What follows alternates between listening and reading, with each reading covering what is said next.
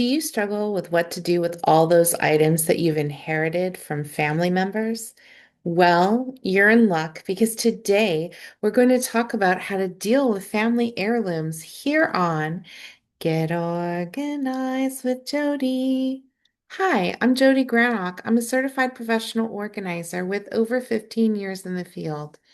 And when I go to my clients' homes, oftentimes they're struggling with what to do with items that they did not really want for themselves, but might have inherited because they were the only family member or because they were the family member that quote unquote had the most space in their home.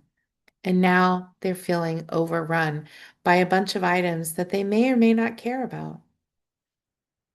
So, how do you handle family heirlooms?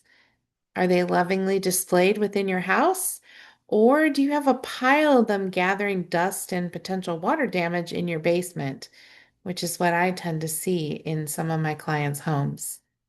So, let's start with those of you who are on the side of I've inherited some family heirlooms. Well, where are they kept? If you really care about these items, if you love them, then let's find a way to use them and display them. They're not doing you any good packed away in a box, shoved into your attic or garage or basement. This is a shadow box that my husband made, and it contains items that belong to his grandfather. So he had an entire box or two of items from his grandfather.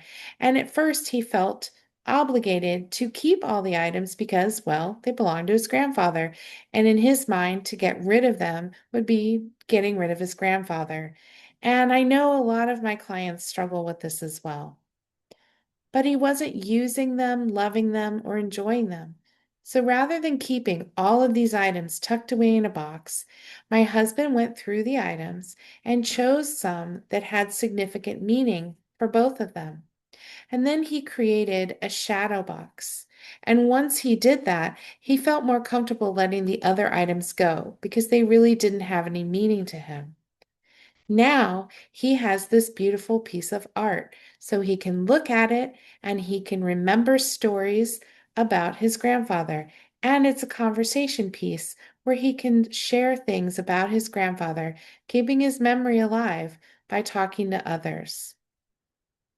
I personally think that's a lot better option than just holding on to random things because they belong to a family member. Another way that you can display family heirlooms is to incorporate furniture into existing rooms. You can mount artwork on the walls, and you can display figurines and small items in cabinets or on bookshelves. Let's think about this a little bit deeper. If you have miscellaneous items from a loved one who's passed away, choose the pieces that have meaning to you and find a way to display them. But if you are just storing these in boxes in your attic or basement, or worse, paying to store them somewhere like a storage unit facility because you're not using it, needing it, or loving it, it might be time to reassess why you are keeping these items in the first place. My guess is that your relatives, they wouldn't want you to feel obligated to keep things you don't want. It's not truly honoring their memory when they're just holed up in a dark basement. Now, sometimes people keep heirlooms because they think that age equals value. Oh, this is so old, it's vintage, it's got to be worth a lot of money. But oftentimes that is not the case. And one thing you can do to find out the true value of these items, of course, you can hire an appraiser or you can hope that Antique Roadshow comes to your town. But probably the easiest way to do this is to go on a site like eBay and look for the item that you want to know its value. And when you see what the going rate is for that item, it gives you a better idea of the value. And a lot of times, this can be really an eye-opening experience because you can see that certain items that you thought would be valuable are actually not valuable at all because of the sheer volume of how many are out there. And that's usually because there just isn't a market for these items anymore. So think about clearing out your home and your conscience by donating some of these items.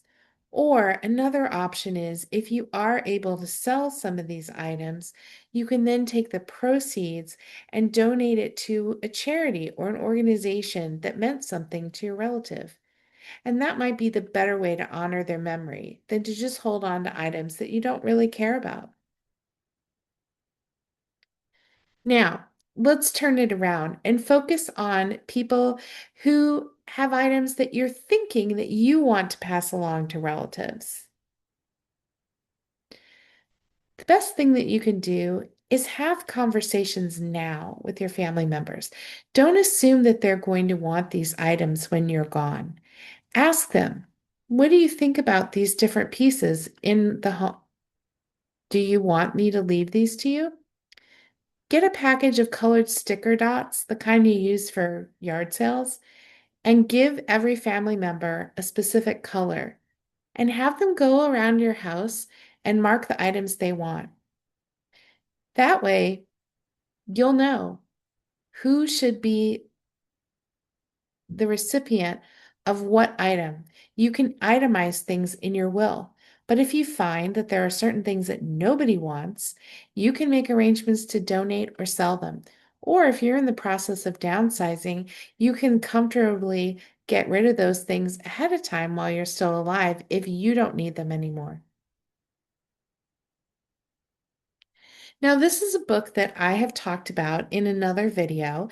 And if you want to hear my thoughts on this book, you can check out the link up here in the upper right-hand corner. This is a book called No Thanks, Mom: The Top 10 Objects Your Kids Do Not Want and What to Do with Them by Elizabeth Stewart. And in her book, she lists the 10 types of items that have lost interest to both your children and the public at large. And because these items aren't desirable, they've also lost value due to the lack of public interest, which is something that I was explaining earlier. This is why you can find certain things all over eBay because nobody wants them, the market is flooded with them, and it becomes very difficult to find someone who wants them or make a profit from selling them.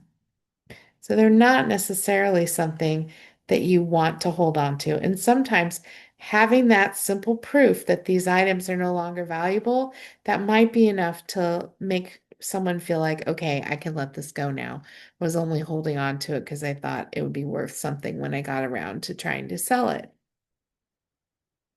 So I hope this video has helped you start to think about how you can deal with family heirlooms, both the ones that you've inherited and the ones that you thought you were going to pass along to your family members.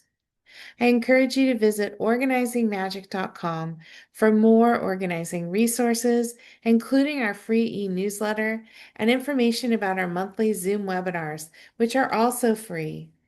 And remember that new videos drop every Friday, so be in the know and click like and subscribe before you go so you never miss a single video. I'll see you next time.